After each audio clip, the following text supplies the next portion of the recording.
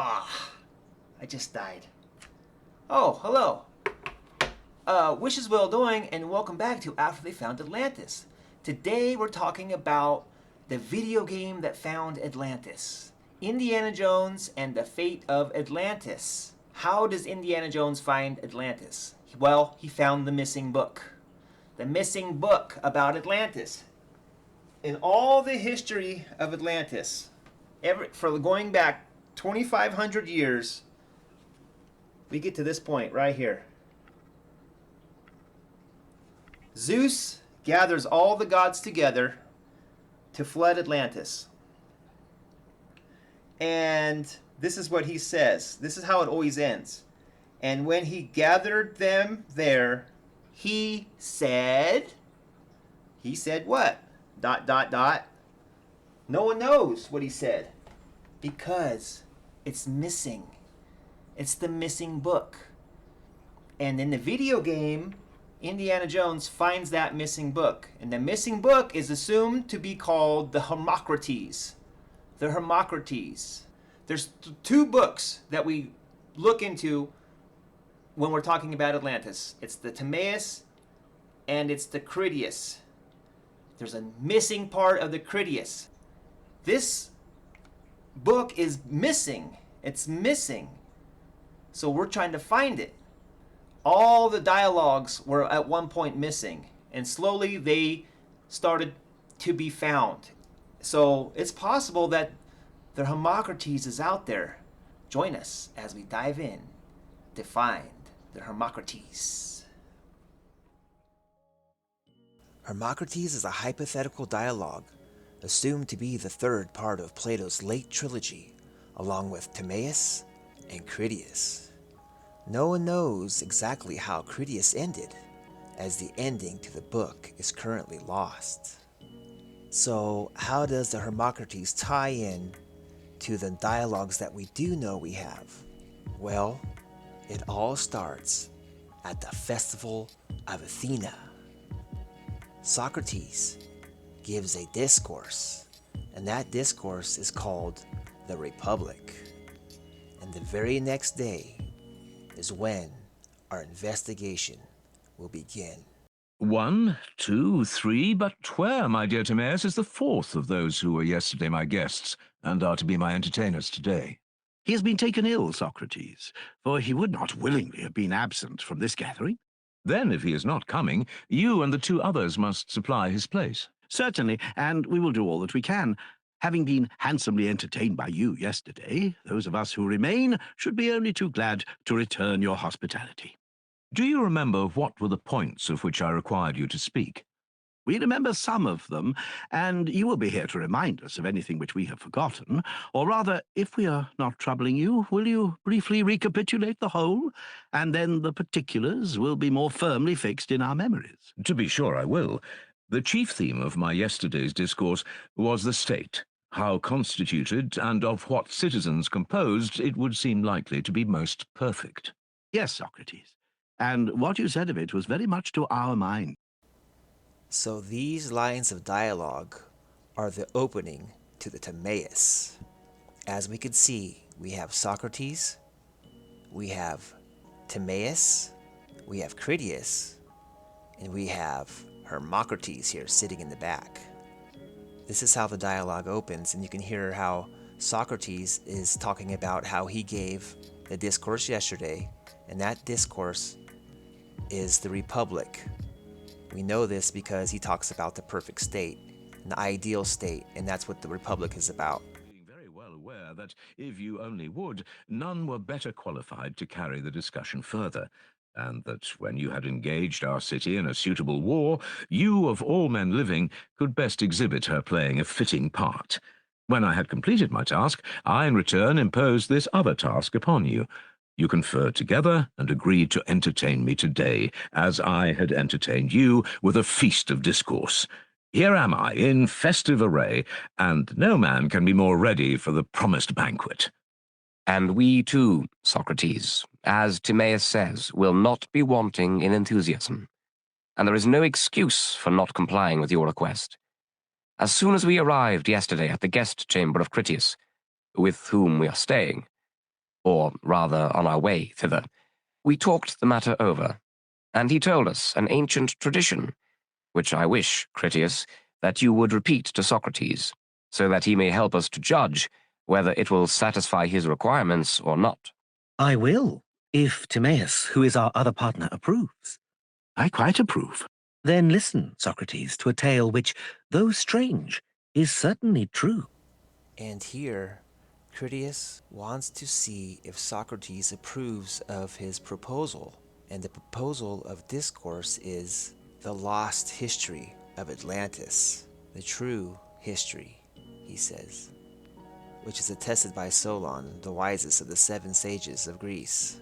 So Critias goes into a large part of what we know about Atlantis is from this little part of the dialogue.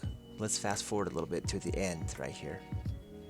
Let us divide the subject among us, and all endeavour, according to our ability, gracefully to execute the task which you have imposed upon us. Consider then, Socrates, if this narrative is suited to the purpose, or whether we should seek for some other instead. And what other, Critias, can we find that will be better than this, which is natural and suitable to the festival of the goddess, and has the very great advantage of being a fact and not a fiction? How or where shall we find another if we abandon this? We cannot, and therefore you must tell the tale. And good luck to you.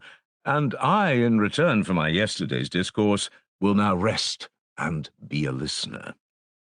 Let me proceed to explain to you, Socrates, the order in which we have arranged our entertainment. Our intention is that Timaeus, who is the most of an astronomer amongst us, and has made the nature of the universe his special study, should speak first, beginning with the generation of the world and going down to the creation of man. Next, I am to receive the men whom he has created, of whom some will have profited by the excellent education which you have given them.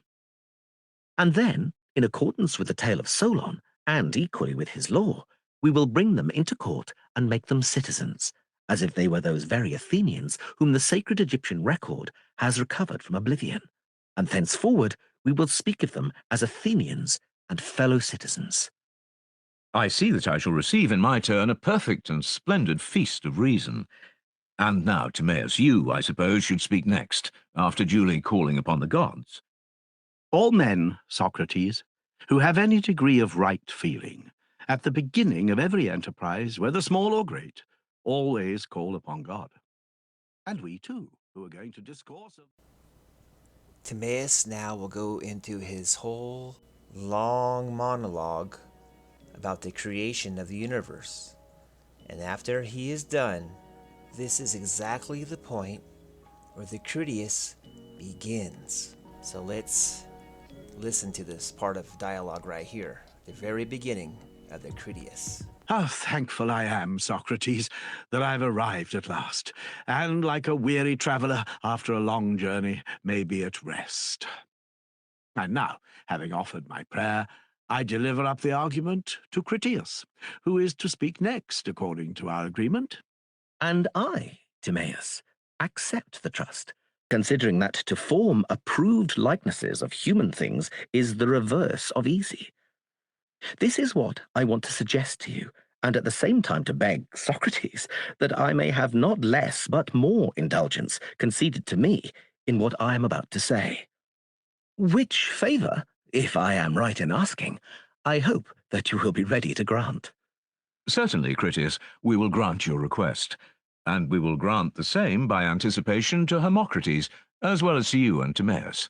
For I have no doubt that when his turn comes a little while hence, he will make the same request which you have made. And now, friend Critias, I will announce to you the judgment of the theatre. They are of opinion that the last performer was wonderfully successful, and that you will need a great deal of indulgence before you will be able to take his place. The warning, Socrates, which you have addressed to him, I must also take to myself. But remember, Critias, that faint heart never yet raised a trophy, and therefore you must go and attack the argument like a man. First invoke Apollo and the Muses, and then let us hear you sound the praises and show forth the virtues of your ancient citizens. Friend Hermocrates, you, who are stationed last and have another in front of you, have not lost heart as yet. The gravity of the situation will soon be revealed to you. Meanwhile, I accept your exhortations and encouragements. But besides the gods and goddesses... And so this is the point where Critias will go into all that we know about Atlantis until the book ends abruptly. We saw how the Republic led into the Timaeus, and the Timaeus led into the Critias, and the Critias was supposed to lead into the Hermocrates. Now that I have shown how the dialogues unfold with each other, I want to talk about the Hermocrates and where it might be. After the fall of Rome in 400 AD, Europe fell into the Dark Ages. And the reason why they were into the Dark Ages is because they were neglecting the Greeks, because they thought that it wasn't very Christian-like. During these times, the Greek writings were preserved by the Arabs in Baghdad. And you could see here in the Indiana Jones game, it says that the book they found was written in Arabic, and it was found within a monastery in Italy. That's one possibility. Another possibility is the Byzantine Empire, and the capital of the Byzantine Empire was Constantinople, today's Istanbul, Turkey. The Byzantines were basically the Eastern Church, the Eastern Roman Empire, and they had a huge population of Greeks, and they had a lot of the ancient Greek writings. And during the Renaissance period, all of those writings made their way back to Italy, and they were translated from Greek into Latin. Cosimo de' Medici bought the entire collection and had all 36 of Plato's dialogues translated by Marsilio Ficino. So that's the three places we can look. It's going to be either in Baghdad in the Arabic writings, it's going to be in the Byzantine Empire, or it's going to be in Italy. There's three possibilities where the book could be. Or the lost dialogue could be in Greece itself, maybe in Athens. There's some people who say that maybe the book doesn't exist at all, that Plato just quit writing it. That's a possibility. But as you can see from how those three dialogues form into each other, it really appeared that there was going to be more, and Hermocrates was going to have a little speech. But before then, Critias was going to finish his presentation, and that's what we're looking at. We're looking at Critias finishing his presentation. Zeus gathered all the gods together, said something, and no one knows what he said. What was the aftermath? The earthquakes? How did the Greeks themselves get destroyed in this? They supposedly sank into the earth because of an earthquake, and Atlantis was flooded, and there was a great shoal of mud left in the way. And this, could you imagine what Critias would have said? The further information that he would have provided about the catastrophe, the end of the war, where maybe what happened to Atlantis and the survivors. Maybe the lost Hermocrates could provide us the key to finding Atlantis today. I hope you enjoyed this presentation, so let's get out there and find that book. It could be written on the back of a Bible somewhere. The possibility of us finding it is very high, I think, because they found the Dead Sea Scrolls. They're even older. And if you're looking for Atlantis, that's 10,000 years ago, or 11,000 years ago. I think the chances of us finding the books are a lot better, considering that they were just translated in the 1500s. Odds of us finding the book are pretty high compared to finding Atlantis itself. So thank you for watching. Please subscribe and like, and I'll see you next time.